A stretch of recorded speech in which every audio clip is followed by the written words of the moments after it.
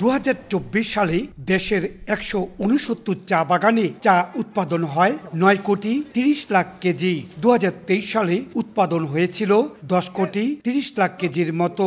গেল বছর রাষ্ট্রীয় মালিকানাধীন ন্যাশনাল টি কোম্পানির 12 চা বাগান 10 সপ্তাহের বেশি বন্ধ ছিল, যার প্রভাবে কমেছে উৎপাদন। প্রাইস কম, কস্ট অনেক বেড়ে গেছে। কিছু বাগান তো বন্ধই ছিল, এনটিসি কিছু বাগান সাফার করছে কারণ তারা ঠিকমতো প্লাকিং করতে পারে নাই।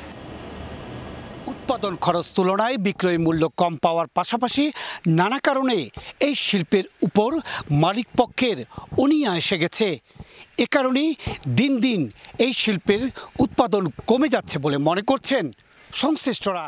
বাংলাদেশ চা বোর্ডের তথ্য মতে গেল বছর দেশে চা চাষের উপযোগী বৃষ্টি হয়নি, এতে চা উৎপাদনে নেতিবাচক প্রভাব ফেলেছে। পাশাপাশি 5 আগস্ট সরকার পতনের পর রাষ্ট্রীয় মালিকানাধীন ন্যাশনাল টি কোম্পানির পরিচালনা পর্ষদ ভেঙে দেওয়া হয়। পালিয়ে যান এনটিসির চেয়ারম্যান শেখ কবির হোসেন। মজুরি বন্ধ থাকায় কোম্পানির 12 চা বাগানে 2.5 মাস কাজ বন্ধ ছিল।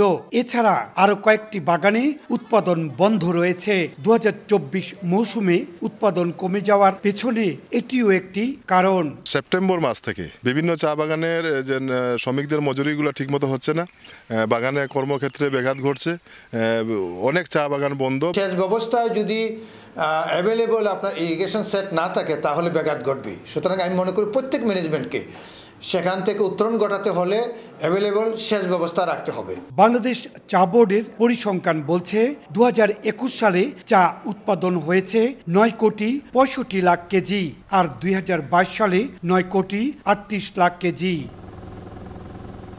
ইকরামুল কবির, সময় সংবাদ, সিলেট।